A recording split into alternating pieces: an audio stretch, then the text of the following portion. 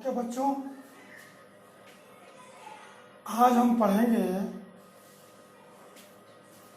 Introduction of measurement, second chapter of 11th class physics.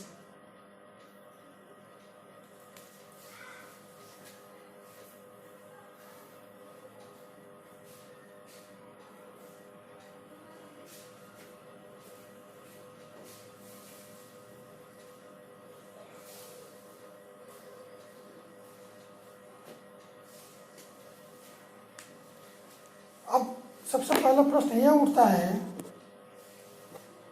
कि ये measurement ही क्यों पढ़ाने जाने लगा। जैसे कि हम बात करते हैं कि एनर्जी है या मास है, तो मास और एनर्जी के विषय में बात होना चाहिए। ये मेजरमेंट ही क्यों आ गया पहले? तो इसका जवाब यह है कि किसी चीज़ के विषय में जब हम अध्ययन करते हैं तो सबसे पहले मेजर करते हैं। तुम्हारे पैंट की लंबाई कितनी होगी, तुम्हारे शर्ट की लंबाई कितनी होगी, कितना लंबा शर्ट चाहिए, ये जूते का साइज होगा कि क्या होगा। इसलिए फिजिक्स में बताया गया कि अगर दोनों का स्टडी करना है, आपस में रिलेशन स्टडी करना है, तो मेजरमेंट जरूरी है। What is measurement? तो तुम देखे होंगे कि गांव में भी, घरों में भी हम कभी कभी कोई सामान एक अंजलि से देते हैं, इतना सामान दिया, इतना सामान लिया। अथवा तुम्हारे घर के बगल वाली आंटी जब चीनी नहीं रहता है तो छोटी सी कटोरी लेके आती हैं, बोलती हैं कटोरी हमको चीनी दे दो, ऑड एंड ऑकवर्ड टाइम में। तो उनको एक कटोरी दी जाती है चीनी, और उसी कटोरी से वो लिया कर दे देती हैं। ओल्ड सिस्टम में, ओल्ड टाइम में ऐसा कटोरी भी नहीं हुआ करती थी, तब लोग हाथ से गिन कर दे दिया करते थे या हाथ से उठा कर दे दिया करते थे। अभी भी आज जब तुमसे मैं ये बात कर रहा हूँ, तो इंडिया के कुछ पोर्शन में, कुछ भाग में, जैसे गंजाम डिस्ट्रिक्ट है, वहाँ पर अभी भी बाजार लगती है,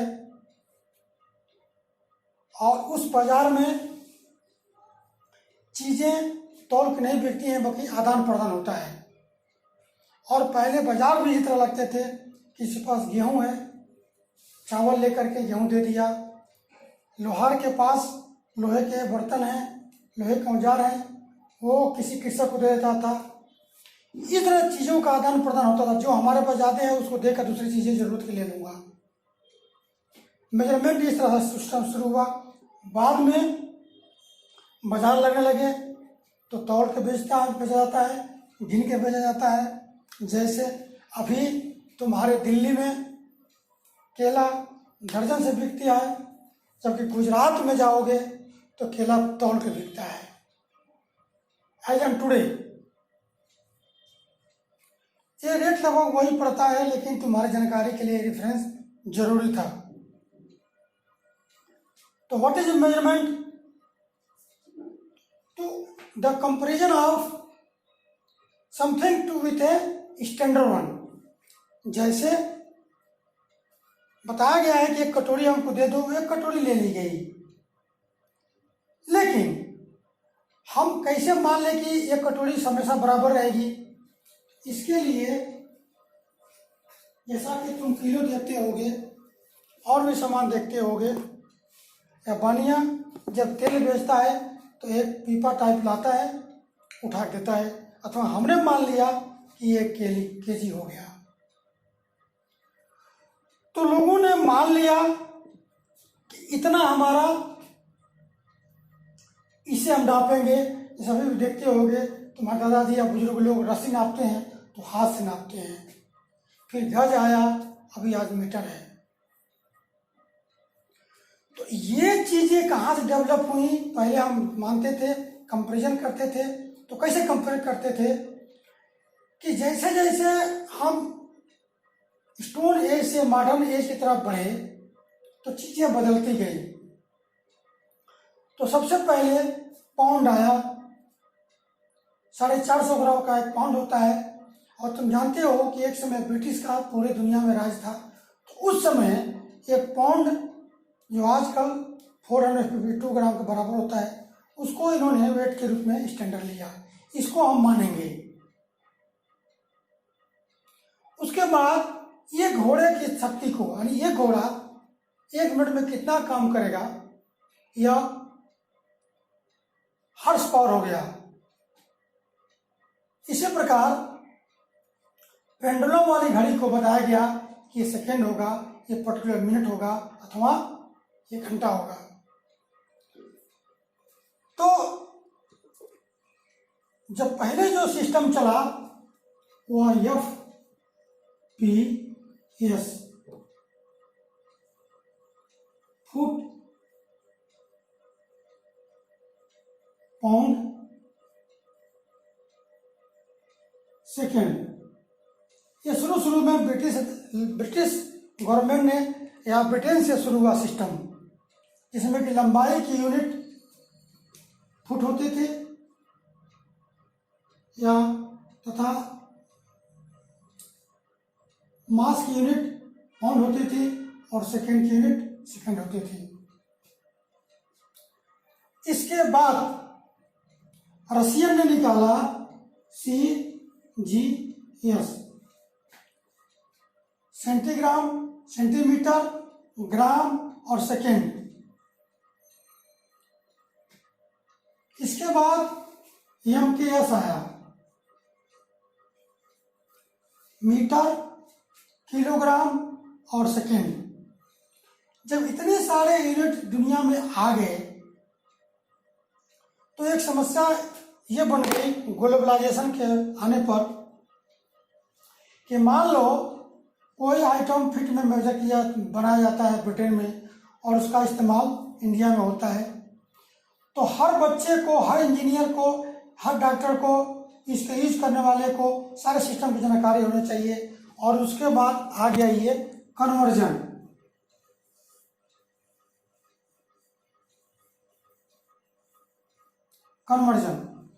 कन्वर्जन आने के बाद समस्या ये आ गई कि सिस्टम ठीक से काम नहीं कर रहे थे। फॉर एग्जाम्पल, हमारा देश बोइंग 707 मंगाया और उसमें हाइड्रोलिक सिस्टम में पाइप लगती है 0.3 इंच की। तो अब बताओ कि इसको से अगर हम इंडिया में लगाएंगे तो सेंटीमीटर में कैसे कन्वर्ट करेंगे? यानी इंजीनियर को पता होना चाहिए, या किसी वजह से सामान नहीं मिला हमारे पास, अगर सेंटीमीटर डाया कि अगर पाइप अवेलेबल है तो कैसे लगाएंगे? तो कन्वर्जन हमारे पास टेबल होना चाहिए और इंजीनियर को इसकी जानकारी होनी चाहिए। तो इस तरह से सिस्टम काम करने में प्रॉब्लम हो गई।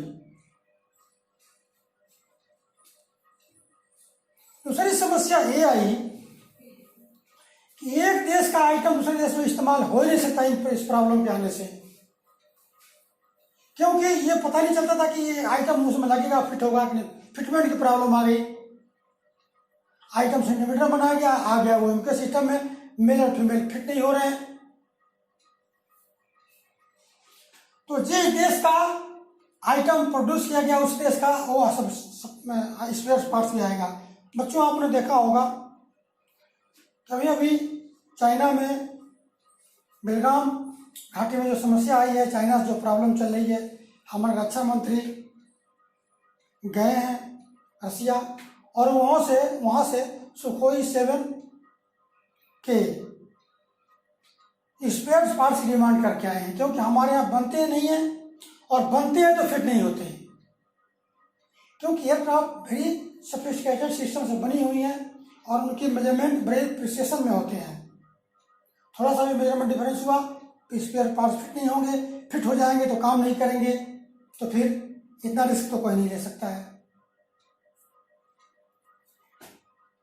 इस एम्बिग्यूटी को अवॉइड करने के लिए दुनिया भर के इंजीनियर, डॉक्टर और साइंस के जानने वालों ने कॉन्फ्रेंस करके एक ऐसा ही यूनिट का डेवलपमेंट किया। इसका नाम दिया गया सिस्टम ऑफ इंटरनेशनल यूनिट्स। कि इस सारे दुनिया भर के लोग इसको फॉलो करेंगे। ये काफी दिनों से चल रहा है, 1971 से। लेकिन चीजें जो मैन्युफैक्चर हो गई हैं, चीजें जो बना गई हैं, धीरे धीरे इसका रिप्लेसमेंट हो रहा है इन सिस्टम में जो हुई है। जैसे अभी भी आप लोग जो नॉर्मल स्केल इस्तेमाल करते हैं वो इंच में बनी हुई है। जो मिस्त्री घर बनाता है अभी भी वह जो टेप इस्तेमाल करता है वो इंच में बनी होती है। अभी भी ब्रिक्स जो बनी हुई है जिसमें जिसे घर बनता है इंच में रखी जाती है। अभी सेंटीमीटर उसका लागू नहीं हुआ है। धीरे धीरे लगेगा, हो सकता है 100 साल और लग जाए इसको एक समान एक्सेप्ट करने में। लेकिन हम उस तरह बढ़ चुके हैं, धीरे धीरे हम एसआई यूनिट को अडॉप्ट कर रहे हैं। अब हम आगे बढ़ते हैं। एसआई यूनिट क्या है? तो एसआई यूनिट में जैसा कि हम बता चुके हैं कि measurement is the system of comparison of ये रिक्वायर्ड आइटम या required length, required breadth to a standard one acceptable to the whole universe. तो हमने इसमें क्या क्या एक्सेप्ट कर लिया है? एक्सेप्ट करने में 7 फंडामेंटल यूनिट्स हैं।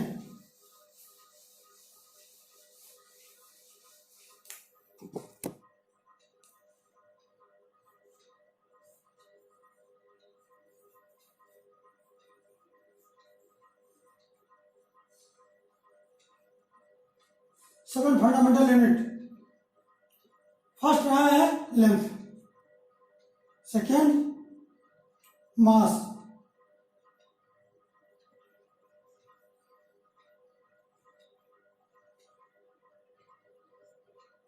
थर्ड है सेकेंड टाइम, फोर्थ है सीडी कैंडला, फिफ्थ है ampere compare current measurement, sixth है कि टेम्परेचर,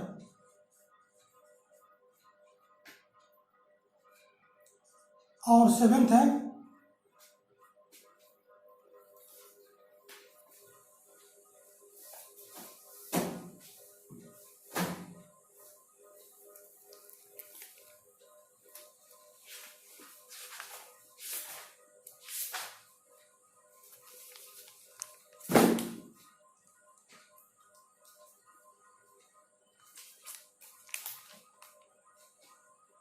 मोल।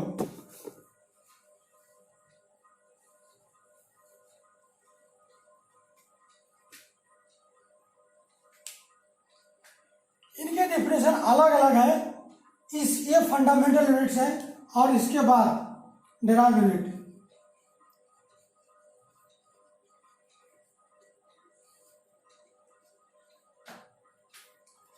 अब ये लेंथ जो है ये मीटर की यूनिट है,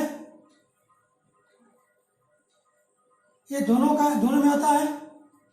और ये जो है एनर्जी, ये भी मीटर का यूनिट है और ये एनर्जी की यूनिट है।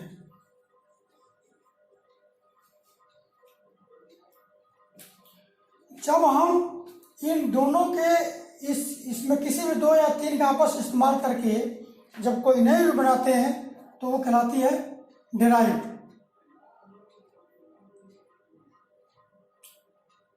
तो जैसे मान लो वेलोसिटी,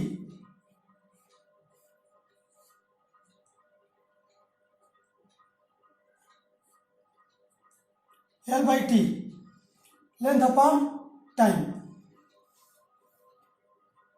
एक्सीलरेशन V/T, इसको कहेंगे डेराइव्ड यूनिट। इन सात के अलावा कुछ और भी नॉन एक्सेप्टेबल यूनिट्स हैं, जैसे एंगल थीटा और इन रेडियन, और दूसरा है सॉलिड एंगल ओमेगा।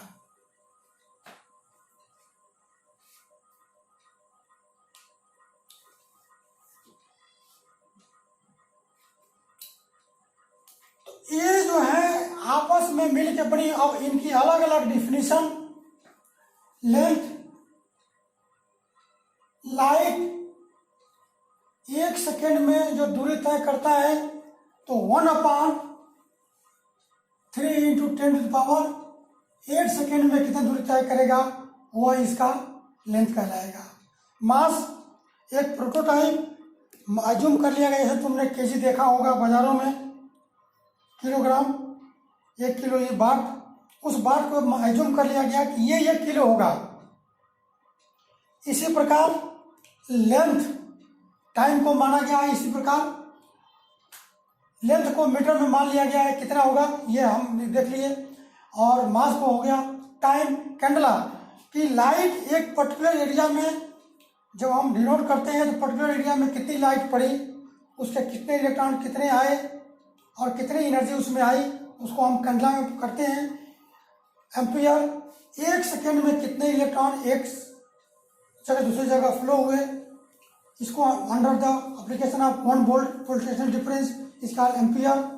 और एक केल्विन टेम्परेचर है, मेजरमेंट है। The freezing point of all the gases is known as the 0 kelvin, और वहाँ जब टेम्परेचर बढ़ता है तो उनका एक्सपेंशन में हम मेजर करते हैं। ये बेसिक यूनिट्स हैं। मोल, जब 1 यूनिट मास किसी पदार्थ का, जब स्पेशली गैस में ये कितना होता है, इसको मोल कहते हैं। इसके अलावा जो डेराइव्ड यूनिट है वह इनसे डिराइव की गई हैं, 2 या 3 से मिल करके।